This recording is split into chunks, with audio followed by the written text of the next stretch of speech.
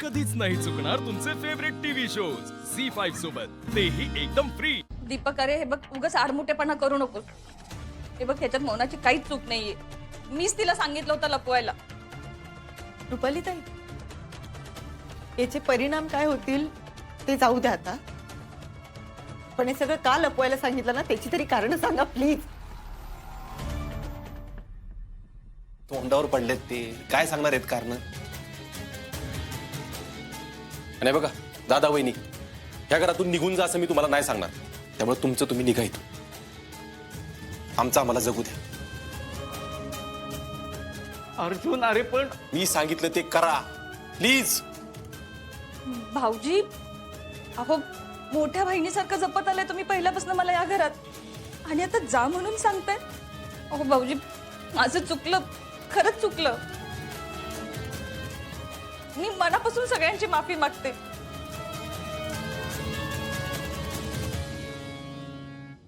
हो अर्जुन आणि अपर्णा, यावेळी तुझ्यावर काय ओढवलंय ना याची जाणीव आहे मला। काय स्वप्नील सर, आता मला काय वाटतंय ना तुम्हाला नाही कळू शकत।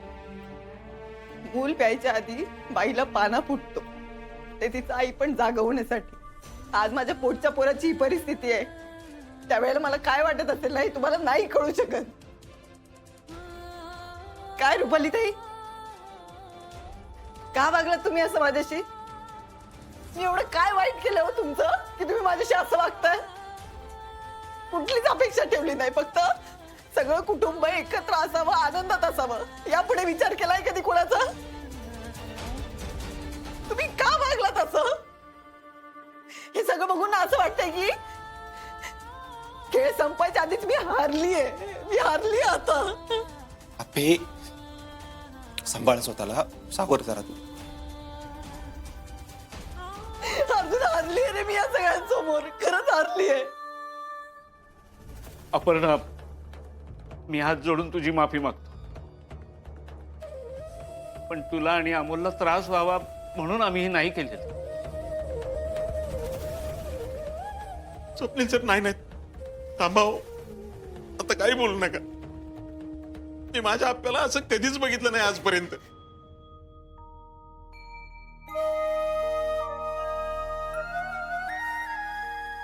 ठीक आहे,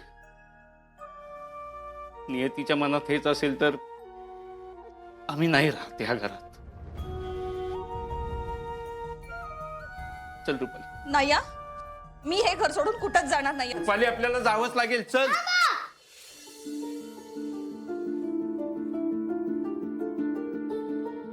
पापा, तुम्ही कुठे जाताय? आणि माँ, तू काय रडतीये? ते दोघं घर सोडून चाललेत, आणि हा ही मोना पण जाणार आहे या घरातनं। का मामा? कारण त्यांनी फसवलंय आम्हाला अमोल। तुला एवढा मोठा आजार असताना लपवून ठेवले आमच्यापासून।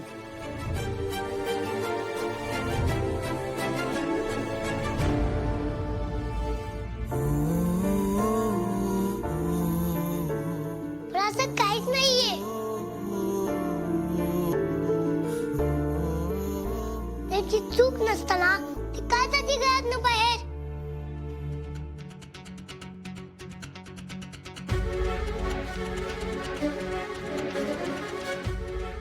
अमोल, अरे बाळा असं का बोलतोयस तू? हो बापू, मी आजारी आहे हे त्यांना माहित होतं, पण मीच त्यांना तुम्हाला सांगू नका असं सांगितलं होतं।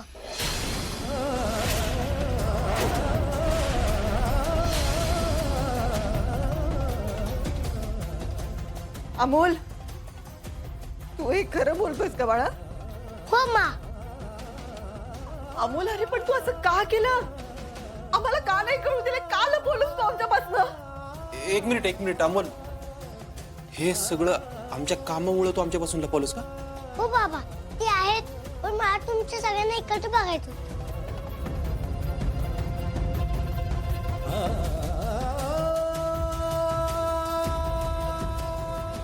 अमोल, अरे बाळा आम्ही एकत्रच आहोत की? नाही माँ, जेव्हा रूमच्या बाहेर चक्कर येऊन पडले होते ना, त्यावेळी मी तुमचं बोलणं ऐकलं होतं।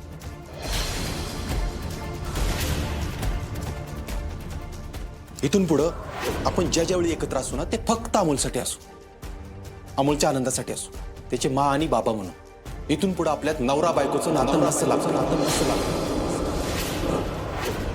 त्याला हे कधीच नाही कळलं पाहिजे की आपण त्याच्या आनंदासाठी एकत्र राहतो.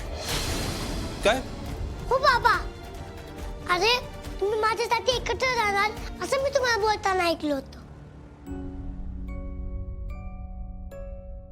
अमोल, अरे बाळा, अशी छोटी मोठी भांडणं होतच असतात रे. पण मी तुम्हाला कधीच एकत्र बघितलं नाहीये मा. अगं उत्तराखंडला स्कूलला असताना सगळ्यांचे माप यायचे, पण माझा बाबा कधीच सोबत नसायचा. मग मला तुम्हाला एकत्र बघू वाटत होतं, त्यामुळे मी सगळं लपवायला सांगितलं यांना.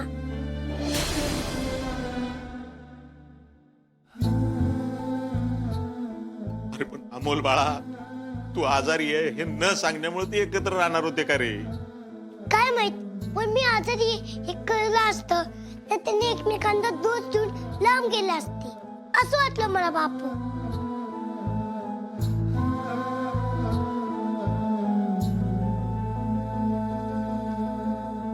अरे बाळा, पण हे तुझं तू का ठरवलंस? कारण मला माझ्या मा आणि बाबाला कधीच वेगळे जायला बघायचं नव्हतं. मला खरंच वाटायचं की माझ्या मा आणि बाबाला एकत्र राहायचं नाहीये, म्हणून मी असं केलं. अमोल बाळा, आमच्या बरोबर एकदा बोलायचं ना मग. नाही बाबा, त्यावेळी खूप आनंद होता तुम्ही. मी हे सगळं बोलून तुमच्या बांधण्यात का लावू, म्हणून मी हे तुमच्यापासून बोललो. मी देवाघरी गेल्यानंतर ना तुम्ही प्लीज वेगळे नका ना होऊ. अमोल, खबरदारा पुढे असं काहीतरी बोललास तर.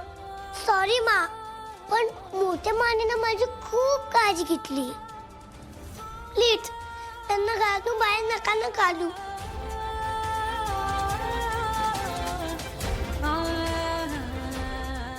अमोल, अरे काय करावं हे मलाच कळना झालंय र. अरे सगळी नाणी आपलीच आहेत, पण प्रत्येकाचा खोटेपणा उघडा करताना काय करावं मलाच कळना झालंय. बाळा, अरे तुझी माझी अवस्था काही वेगळी नाही र. मामनजी, अहो मी तुम्हाला सांगितलं नाही, कारण मी अमोलला तसं वचन दिलं होतं की मी कुणाला काही सांगणार नाही.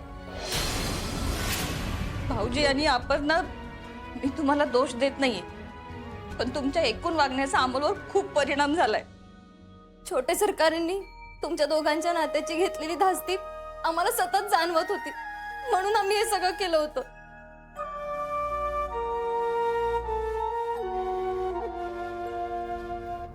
अपर्णा, अगं तुम्ही दोघं एकत्र राहावं ही एवढी एकच इच्छा अमोलची होती, आणि भाऊजी त्याचे बाबा आहेत हे कळल्यापासून तुम्हा दोघांना एकत्र आणण्याचे सगळे प्रयत्न केले त्यांनी, आणि तुम्ही दोघं लांब जाण्याची कारण शोधत होतात. अगं आसगावची आयडिया पण त्याचीच होती, जेणेकरून तुम्ही परत एकमेकांच्या प्रेमात पडाल पहिल्यासारखं, आणि एकमेकांना सोडून कधीच जाणार नाही.